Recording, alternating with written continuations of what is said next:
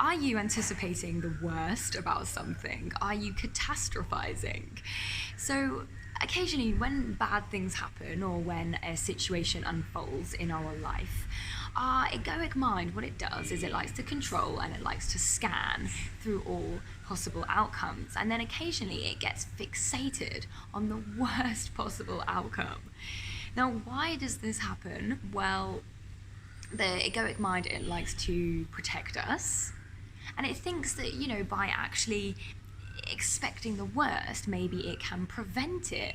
But this is not the case. In actual fact, the opposite is more likely to happen.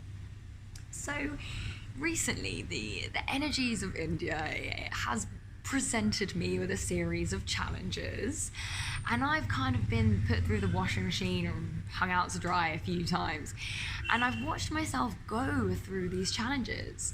I have felt this observing, peaceful, silent presence, non-judgmental presence that has actually witnessed myself go through this, witnessed the thought patterns, witnessed the emotional reactions within my body.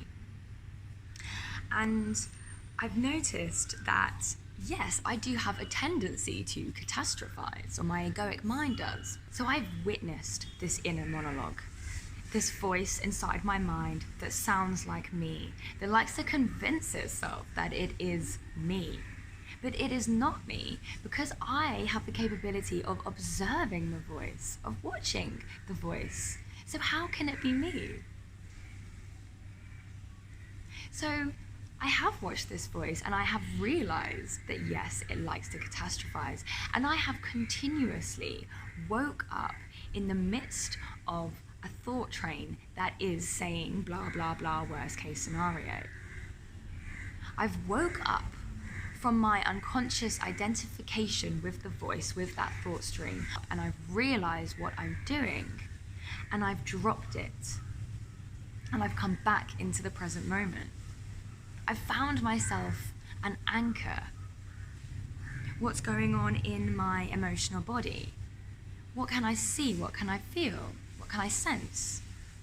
I've come back into the present moment and I have dropped that thought stream, because what is it doing, really? All it's doing is tormenting me, it's haunting me. It's just worrying, which is pointless. I've already done my little risk assessment. That was a thought once. Yes, that is a potential outcome. Now I don't need to think about that again. All it's doing is creating an unpleasant emotional reaction within me. It's not going to prevent this possible outcome from actually happening, is it? It's just harshing my zen. So yeah, in that split second when I wake up from the thought stream, yes, I make that decision to drop it.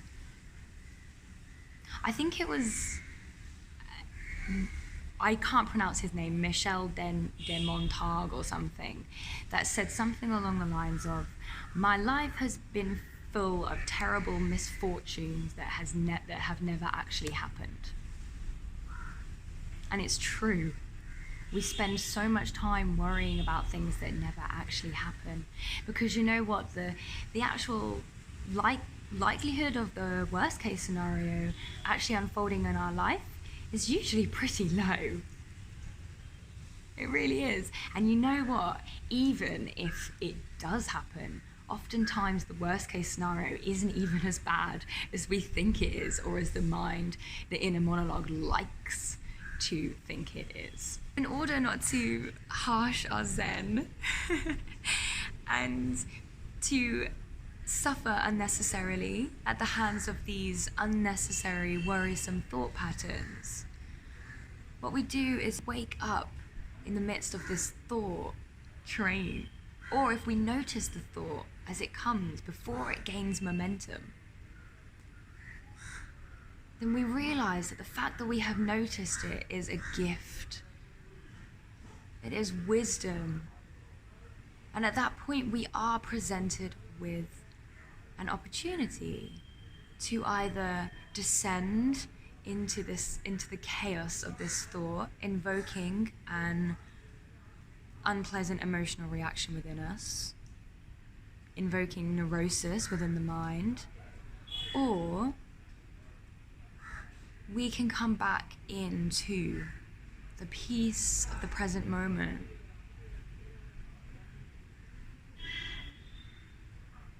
Yes, we might have been able to take some steps to decrease the likelihood of that terrible thing unfolding, but most of the time it's not about that. There's nothing we can do but embrace the uncertainty of life. Yes, it is maybe easier said than done sometimes to really drop that thought and to come back into the moment. It's hard because that thought, it has this kind of pull on you, especially if you believe it. If you believe what that voice is saying, yes, it will draw you in, it really will. It will have a hold on you because it has this seductive nature. And in order to really drop that thought, be the witness and come into that present moment, we do have to draw on our strength and will and trust and love for the present moment, love for the peace that is our birthright. We do have to have a level of awareness of what is beyond the mind. Awareness, not necessarily of what it actually is beyond the mind, because that's completely unknowable, but just an awareness beyond the mind itself. Realizing that that thought is not you. It's just this imposter in your mind that likes to disguise itself as you. Not that it's bad. You know, we have good voices in the mind too. The mind is a fabulous tool. But just remember to congratulate yourself, okay? Wherever you are, you're doing absolutely brilliantly. When it comes to life, we are presented with challenges, and these periods of not knowing, you know, they come as tests, and they require patience. They require this kind of unwavering trust in the universe. But you know, if you are on this journey, that means that you do have some level of unconditional trust and faith in the divine unfoldment of everything. Occasionally, the worst case scenario might happen, very, very occasionally. Or another bad outcome might happen, but you know, the thing is that in the long run, we're able to see why it happened. If you are experiencing some kind of unpleasant potential outcome, a story that your mind is telling you, then find your way of staying present, you know? Go into nature, dance it out, journal, draw, whatever you like to do. And just continuously come back to the present moment. It doesn't matter how long you stay in the present moment, as long as you wake up and return in the first place. It matters how many times you actually do that, because that's when you train yourself up.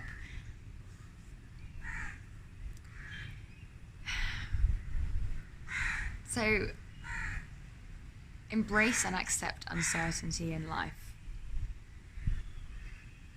And in the words of Biffy Clyro, as crazy as it sounds, you won't feel as low as you do right now. Because everything is transient. Everything passes eventually. That in and of itself is such a relief to realize. Because whatever it is, whatever that voice is, whatever moment of uncertainty you might find yourself in, it will pass. States of mind are transient. They are as transient as life itself, as physical life itself. Same with emotions, they are transient. So thank you so much for watching this video. My name's Jasmine. Please like and subscribe, and I look forward to seeing you in the next video.